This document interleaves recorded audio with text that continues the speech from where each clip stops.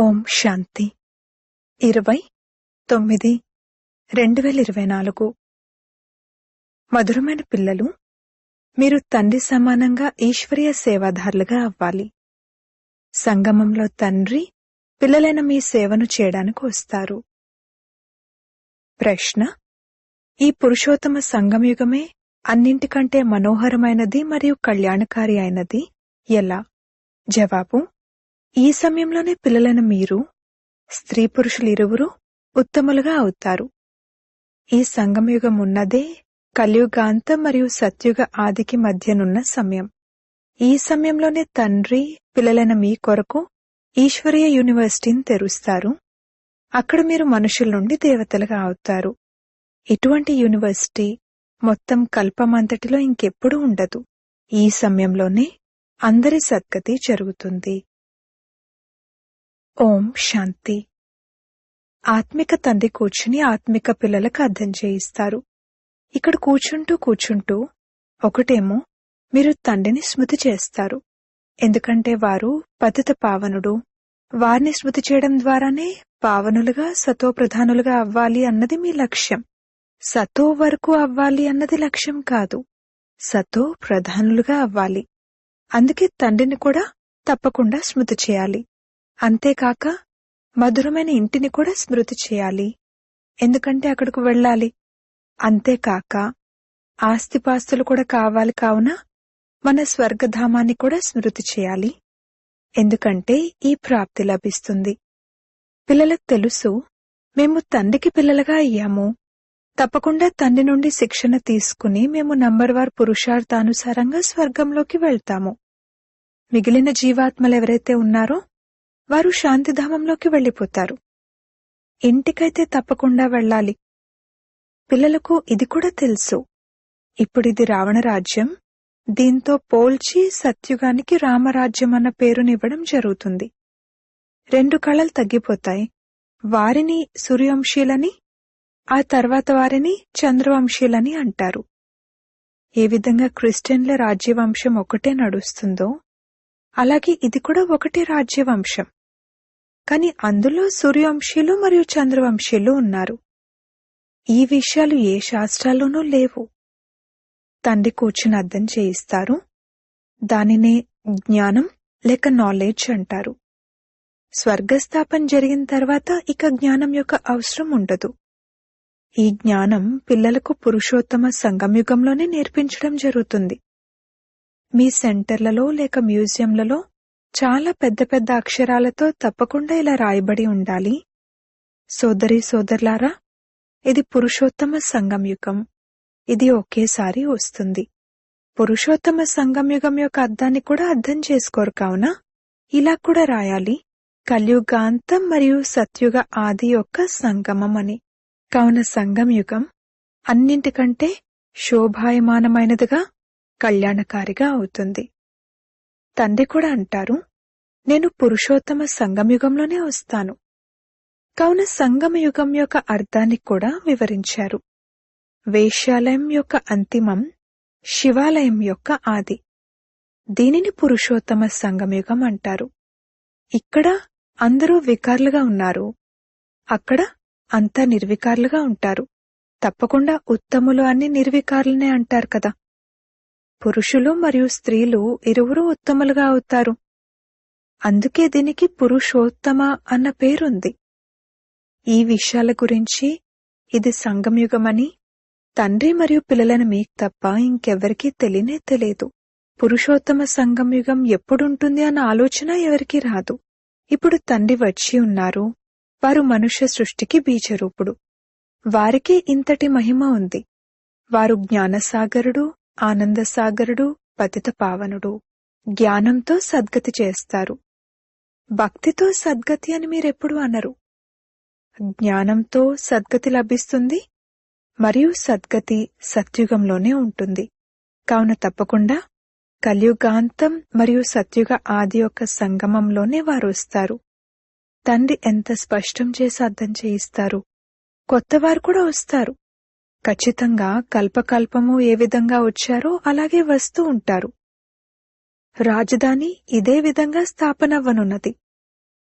మనం సత్యాతి సత్యమైన ఈశ్వరీయ సేవాదారులమని పిల్లలైన మీకు తెలుసు. వారు ఒక్కరినే చదివించారు కదా, ఒకరు చదువుతారు, మళ్ళీ వీరి ద్వారా మీరు చదువుకుని ఇతరులను చదివిస్తారు. అందుకే ఇక్కడ ఈ పెద్ద యూనివర్సిటీని తెరవాల్సి వస్తుంది. మొత్తం ప్రపంచమంతటిలో ఇంకే యూనివర్సిటీ లేనేలేదు. అలాగే ఈశ్వరీయ యూనివర్సిటీ అంటూ ఒకటి ఉంటుందని కూడా ప్రపంచానికి తెలియదు. ఇప్పుడు పిల్లలైన మీకు తెలుసు, గీతా భగవానుడైన శివుడొచ్చి ఈ యూనివర్సిటీని తెరుస్తారు, కొత్త ప్రపంచానికి యజమానులుగా దేవీదేవతలుగా తయారు చేస్తారు.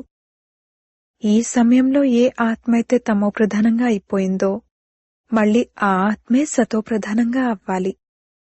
ఈ సమయంలో అందరూ తమోప్రధానులుగా ఉన్నారు కదా. అయితే కొందరు కుమారులు కూడా పవిత్రంగా ఉంటారు, కుమారులు కూడా పవిత్రంగా ఉంటారు, సన్యాసులు కూడా పవిత్రంగా ఉంటారు. కాని ఈ రోజుల్లో ఆ పవిత్రత లేదు. మొట్టమొదటెప్పుడైతే ఆత్మలు వస్తారో అప్పుడు వారు పవిత్రంగా ఉంటారు. ఆ తర్వాత అపవిత్రంగా అయిపోతారు. ఎందుకంటే మీకు తెలుసు, సతో ప్రధానం, సతో రజో తమోలను అందరూ దాటవలసి ఉంటుంది. అంతిమంలో అందరూ తమో ప్రధానంగా అయిపోతారు. ఇప్పుడు తండ్రి సమ్ముఖంగా కూర్చుని అర్థం చేయిస్తున్నారు, ఈ వృక్షం తమో ప్రధానమైన శిథిలావస్థను పొందింది, పాతబడిపోయింది. కావున తప్పకుండా దీని వినాశనం జరగాలి. ఇది వెరైటీ ధర్మాల వృక్షం. అందుకే దీనిని విరాట లీల అంటారు. ఇది ఎంత పెద్ద అనంతమైన వృక్షం. ఆ వృక్షాలైతే జడంగా ఉంటాయి. ఏ బీజం నాటితే ఆ వృక్షం వెలువడుతుంది. అలాగే ఇది వెరైటీ ధర్మాల వెరైటీ చిత్రం. వాస్తవానికి అందరూ మనుషులే, కాని వారిలో వెరైటీ చాలా ఉంది. అందుకే విరాట లీల అంటారు. అన్ని ధర్మాలు ఏ విధంగా నంబర్వారుగా వస్తారో ఇది కూడా మీకు తెలుసు. అందరూ వెళ్ళాలి, మళ్లీ రావాలి. ఇది డ్రామాగా తయారు చేయబడి ఉంది. ఇది సహజ సిద్ధమైన డ్రామా. ఇంత చిన్నని ఆత్మ లేక పరమాత్మలో ఎంతటి పాత్ర నిండి ఉంది అన్నదే సృష్టి అద్భుతం. పరమ ఆత్మ 2 పదాలను కలిపి పరమాత్మ అనంటారు. మీరు వారిని బాబా అని పిలుస్తారు. ఎందుకంటే వారు ఆత్మలందరికీ సుప్రీం తండ్రి కదా. ఆత్మే మొత్తం పాత్రనంతటినీ అభినయిస్తుంది అని పిల్లలకు తెలుసు, మనుషులకి తెలీదు. వారు ఆత్మ నిర్లేపి అని అనేస్తారు. వాస్తవానికి ఈ పదం తప్పు. ఆత్మ నిర్లేపి కాదు అని కూడా పెద్ద పెద్ద అక్షరాలలో రాయాలి. ఎటువంటి మంచి లేక చెడు కర్మలు చేస్తుందో ఆ విధంగా ఆత్మే అటువంటి ఫలాన్ని పొందుతుంది. చెడు సంస్కారాల వల్ల పతితంగా అయిపోతుంది. కావుననే దేవతలు ఎదురుగా వెళ్లి వారి మహిమను గానం చేస్తారు. ఇప్పుడు మీకు 84 జన్మల గురించి తెలిసింది. ఇది ఇతర మనుష్యమాతృలెవరికీ తెలియదు. మీరు వారికి 84 జన్మలను నిరూపించి చెప్తే మరి శాస్త్రాలన్నీ అసత్యమైనవా అని వారు అడుగుతారు. ఎందుకంటే వారు మనుషులు 84 లక్షల యోనులు తీసుకుంటారని విన్నారు. ఇప్పుడు తండ్రి కూర్చుని అర్థం చేయిస్తున్నారు, వాస్తవానికి సర్వశాస్త్రమయి శిరోమణి గీతయే. తండ్రి ఇప్పుడు మనకు రాజయోగాన్ని నేర్పిస్తున్నారు. దీనిని వారు 5000 సంవత్సరాల క్రితము నేర్పించారు. మీకు తెలుసు, మనం పవిత్రంగా ఉండేవారము. పవిత్ర గృహస్థ ధర్మం ఉండేది. ఇప్పుడు దీనిని ధర్మమని అనరు. అధర్ములుగా అయిపోయారు, అనగా వికారులుగా అయిపోయారు. ఈ ఆటను పిల్లలైన మీరు అర్థం చేసుకున్నారు. ఇది అనంతమైన డ్రామా. ఇది ప్రతి 5000 సంవత్సరాల తర్వాత రిపీట్ అవుతూ ఉంటుంది. లక్షల సంవత్సరాల విషయాన్నైతే ఎవరూ అర్థం చేసుకోలేరు కూడా. ఇది నిన్నటి విషయం వంటిదే. మీరు శివాలయంలో ఉండేవారు, ఈరోజు వేశ్యాలయంలో ఉన్నారు, మళ్లీ రేపు శివాలయంలో ఉంటారు. సత్యుగాన్ని శివాలయం అంటారు, త్రేతాను సెమీ శివాలయం అంటారు. ఇన్ని సంవత్సరాలు అక్కడుంటారు. పునర్జన్మల్లోకైతే రావాల్సిందే. దీనిని రావణ రాజ్యం అంటారు. మీరు అర్ధకల్పం పతితంగా అయ్యారు. ఇప్పుడు తండ్రి అంటారు, గృహస్థ వ్యవహారంలో ఉంటూ కమలపుష్ప సమానంగా పవిత్రంగా ఉండండి. కుమారులు మరియు కుమారీలైతే ఎలాగూ పవిత్రంగానే ఉంటారు. కావున వారికి ఇలా అర్థం చేయించడం జరుగుతుంది, ఇటువంటి గృహస్థంలోకి ఇక వెళ్ళకండి. లేకపోతే మళ్లీ పవిత్రంగా అయ్యేందుకు పురుషార్థం చేయవలసి వస్తుంది. పావనులుగా అవ్వండి అని భగవాన్ వాచ ఉంది. కావున అనంతమైన తండ్రి మాటను వినాలి కదా. మీరు గృహస్థ వ్యవహారంలో ఉంటూ కమలపుష్ప సమానంగా ఉండగలరు. తండ్రి ఇప్పుడు 21 జన్మల వరకు పతితంగా అవ్వడం నుండి రక్షిస్తుంటే మరి పిల్లలకు పతితంగా అయ్యే అలవాటెందుకు చేస్తారు? ఇందులో లోక మర్యాదలను, కుల మర్యాదలను కూడా వదలాల్సి ఉంటుంది. ఇది అనంతమైన విషయం. బ్యాచిలర్స్ కుమారులు అయితే అన్ని ధర్మాల్లోనూ ఎంతో మంది ఉంటారు, కానీ సురక్షితంగా ఉండడం కాస్త కష్టమవుతుంది. ఎంతైనా రావణ రాజ్యంలో ఉన్నారు కదా. విదేశాల్లో కూడా ఇలా ఎంతో మంది మనుషులు వివాహం చేసుకోరు, మళ్లీ వృద్ధాప్యంలో తోడు కోసం చేసుకుంటారు. వారక్కడ అశుద్ధ దృష్టితో వివాహం చేసుకోరు. ఇలాంటి వారు కూడా ప్రపంచంలో ఎంతో మంది ఉన్నారు. వారిని పూర్తిగా సంభాళిస్తారు, మళ్లీ చనిపోయేటప్పుడు ఎంతో కొంత ఆ తోడుగా ఉన్నవారికిచ్చి వెళ్తారు. కొంత ధర్మార్థం ఉపయోగిస్తారు, ట్రస్టును ఏర్పరిచి వెళ్తారు. విదేశాల్లో కూడా పెద్ద పెద్ద ట్రస్టులుంటాయి. అవి ఇక్కడ కూడా సహాయం చేస్తూ ఉంటాయి. విదేశాలకు కూడా సహాయం చేసే ట్రస్టులు ఇక్కడేవి ఉండవు. ఇక్కడ పేదవారున్నారు, వారేం సహాయం చేస్తారు? అక్కడ వారి వద్దనైతే ఎంతో ధనం ఉంటుంది. భారత్ అయితే నిరుపేదగా ఉంది కదా. భారతవాసుల పరిస్థితి ఎలా ఉందో చూడండి. భారత్ ఎంత గొప్ప కిరీటధారిగా ఉండేది. ఇది నిన్నటి విషయమే. 3000 సంవత్సరాల క్రితం పారడైజ్ ఉండేదని వారు స్వయం కూడా అంటారు. తండ్రే దానిని తయారు చేస్తారు. పతితులను పావనులుగా తయారు చేయడానికి తండ్రి ఏ విధంగా పైనుండి కిందకొస్తారో మీకు తెలుసు. వారు ఉన్నదే జ్ఞానసాగరుడు, పతిత పావనుడు, సర్వుల సద్గతిదాత, అనగా సర్వులను పావనంగా తయారు చేసేవారు. నా మహిమను అందరూ గానం చేస్తారని పిల్లలైన మీకు తెలుసు. మిమ్మల్ని పావనంగా తయారు చేయడానికి నేనిక్కడకు పతిత ప్రపంచంలోకే వస్తాను. మీరు పావనంగా అయిపోతే ఇక మొట్టమొదట పావన ప్రపంచంలోకి వస్తారు.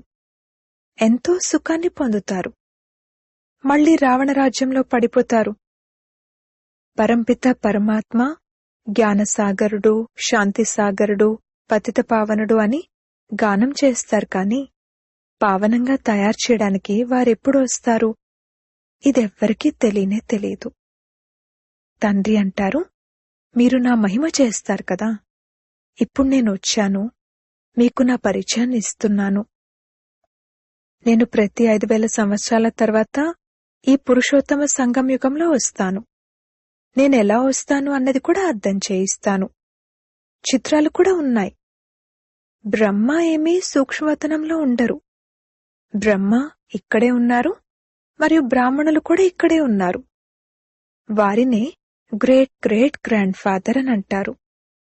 వారి వంశవృక్షం ఇక్కడ తయారవుతుంది. మనుష్య సృష్టి యొక్క వంశవృక్షమైతే ప్రజాపిత బ్రహ్మ నుండే మొదలవుతుంది కదా. ప్రజాపిత ఉన్నారంటే తప్పకుండా వారి ప్రజలు కూడా ఉంటారు. వారు కుక్క వంశావళి అవ్వరు, తప్పకుండా దత్తత తీసుకోబడ్డవారై ఉంటారు. వారు గ్రేట్ గ్రేట్ గ్రాండ్ ఫాదర్ అయినప్పుడు మరి తప్పకుండా దత్తత తీసుకుని ఉంటారు. మీరందరూ దత్తత తీసుకోబడ్డ పిల్లలు. ఇప్పుడు మీరు బ్రాహ్మణులుగా అయ్యారు, మళ్లీ మీరు దేవతలుగా అవ్వాలి. శూద్రుల నుండి బ్రాహ్మణులుగా, మళ్లీ బ్రాహ్మణుల నుండి దేవతలుగా అవుతారు. ఇది పిల్లి మొగ్గల ఆట. విరాట రూపం యొక్క చిత్రం ఉంది కదా. అక్కడి నుండి అందరూ ఇక్కడకు తప్పకుండా రావాలి. ఎప్పుడైతే అందరూ వచ్చేస్తారో అప్పుడిక క్రియేటర్, రచయిత కూడా వస్తారు. వారు క్రియేటర్, డైరెక్టర్ మరియు పాత్రను కూడా పోషిస్తారు. తండ్రి అంటారు, ఓ ఆత్మల్లారా, మీకు నా గురించి తెలుసు. ఆత్మలైన మీరందరూ నా పిల్లలే కదా. మీరు మొదట సత్యుగంలో శరీరధారులుగా అయి ఎంత మంచి సుఖమయమైన పాత్రను అభినయించారు. మళ్ళీ 84 జన్మల తర్వాత మీరెంత దుఃఖంలోకొచ్చేశారు. డ్రామాకు క్రియేటర్, డైరెక్టర్ మరియు ప్రొడ్యూసర్ ఉంటారు కదా. అలా ఇది అనంతమైన డ్రామా. అనంతమైన డ్రామా గురించి ఎవరికీ తెలియనే తెలీదు. భక్తి మార్గంలో ఎటువంటి విషయాలను చెప్తారంటే ఇక మనుషుల బుద్ధిలో అవే విషయాలు కూర్చుండిపోయాయి.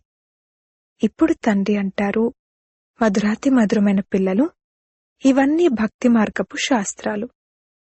భక్తి మార్గంలో ఎంత సామాగ్రి ఉంది. బీజం యొక్క సామాగ్రి వృక్షం. ఇంత చిన్నని బీజం నుండి వృక్షం ఎంతగా అపారంగా వ్యాపించిపోతుంది.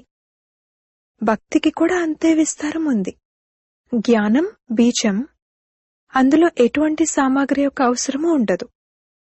తండ్రి అంటారు, స్వయాన్ని ఆత్మగా భావిస్తూ తండ్రిని స్మృతి చేయండి. ఇంకే వ్రతాలు నోములు లేవు. అవన్నీ ఆగిపోతాయి. మీకు సద్గతి లభిస్తుంది. ఇక ఆ తర్వాత ఇంకే విషయం యొక్క అవసరమూ ఉండదు. మీరే ఎంతో భక్తి చేశారు. దాని ఫలాన్ని మీకివ్వడానికి నేనొచ్చాను. దేవతలు శివాలయంలో ఉండేవారు కదా. అందుకే మందిరాల్లోకి వెళ్లి వారి మహిమను గానం చేస్తారు. ఇప్పుడు తండ్రి అర్థం చేయిస్తున్నారు, మధురాతి మధురమైన పిల్లలు, నేను 5000 సంవత్సరాల క్రితం కూడా మీకు అర్థం చేయించాను. స్వయాన్ని ఆత్మగా భావించండి. దేహపు సర్వ సంబంధాలను వదిలి తండ్రినైన నన్నొక్కర్నే స్మృతి చేయండి. అప్పుడే యోగాగ్నితో మీ పాపాలు భస్మమైపోతాయి. తండ్రి ఏదైతే ఇప్పుడు అర్థం చేయిస్తారో దానిని కల్పకల్పము అర్థం చేయిస్తూ వచ్చారు. గీతలో కూడా కొన్ని పదాలు బాగున్నాయి. మన్మనాభవ అనగా నన్ను స్మృతి చేయండి. శివబాబా అంటారు, నేనిక్కడికొచ్చాను. నేను ఎవరి తనులోకొస్తాను అనేది కూడా తెలియజేస్తాను. బ్రహ్మ ద్వారా సర్వ వేదశాస్త్రాల సారాన్ని మీకు వినిపిస్తాను. చిత్రాన్ని కూడా చూపిస్తారు, కానీ అర్థాన్ని అర్థం చేసుకోరు. శివబాబా ఏ విధంగా బ్రహ్మ తను ద్వారా సర్వశాస్త్రాలు మొదలైన వాటి సారాన్ని వినిపిస్తారు అనేది ఇప్పుడు మీరు అర్థం చేసుకున్నారు. 84 జన్మల డ్రామా రహస్యాన్ని కూడా మీరు అర్థం చేయిస్తారు. ఇతని అనేక జన్మల అంతిమంలోనే నేను వస్తాను. ఇతనే మళ్లీ మొదటి నంబర్ యువరాజుగా అవుతారు. మళ్లీ 84 జన్మల్లోకి వస్తారు. అచ్చా, మధురాతి మధురమైన సిక్కిలది పిల్లలకు మాతా పిత బాప్దాదాల ప్రియ స్మృతులు మరియు గుడ్ మార్నింగ్. ఆత్మిక పిల్లలకు ఆత్మిక తండ్రి నమస్తే. ధారణ కొరకు ముఖ్య సారము. మొదటి పాయింట్, ఈ రావణరాజ్యంలో ఉంటూ పతిత లోక మర్యాదలను కుల మర్యాదలను వదిలి అనంతమైన తండ్రి చెప్పిన మాటను వినాలి. గృహస్థ వ్యవహారంలో కమల పుష్ప సమానంగా ఉండాలి. రెండవ పాయింట్, ఈ వెరైటీ విరాటలీలను బాగా అర్థం చేసుకోవాలి.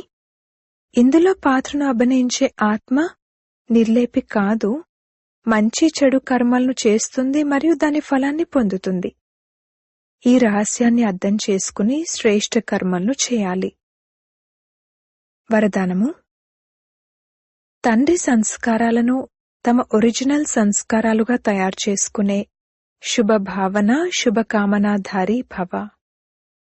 ఇప్పటి వరకు కూడా కొంతమంది పిల్లల్లో ఫీలింగ్లోకొచ్చే సంస్కారం, పక్కకు తప్పుకునే సంస్కారం, పరచింతన చేసే మరియు వినే సంస్కారం, ఇటువంటి భిన్న భిన్న సంస్కారాలున్నాయి.